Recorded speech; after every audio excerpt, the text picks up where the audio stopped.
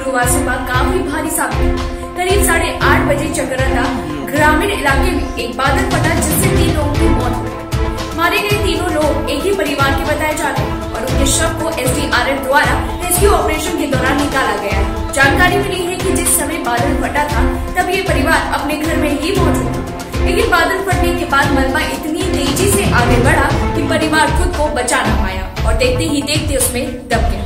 देखिए इस रिपोर्ट। उत्तराखंड में फटा बादल। SDRF को सूचना मिली थी कि बादल फटने के बाद एक ही परिवार के 3 सदस्य फंस गए हैं। उस सूचना के आधार पर SDRF ने तुरंत उपकरणों के साथ अपनी एक टीम मौके पर रवाना कर दी और सर्च ऑपरेशन शुरू हुआ। अब वो रेस्क्यू तो कई घंटे चलता रहा, लेकिन किसी को भी बचाया नहीं जा सका।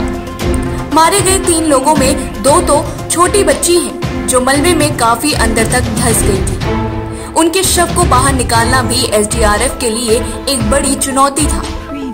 मृत के नाम मूना, काजल और साक्षी बताए गए हैं। एक ही परिवार के 3 लोगों की मौत। खबर है कि 3 शव के अलावा SDRF को 2 बैल और 3 बकरियां भी बरामद हुई। सर्च ऑपरेशन को 4 घंटे तक चलाया गया था, लेकिन बाद में जब पुष्टि हो गई कि कोई और नहीं दबा हुआ है, तब उस ऑपरेशन को खत्म कर दिया गया। कहा जा रहा है कि राज्य में भारी बारिश हो रही थी, उसी वजह से वो बादल भी फटा और 3 लोगों को अपनी जान से भी हाथ धोना पड़ गया।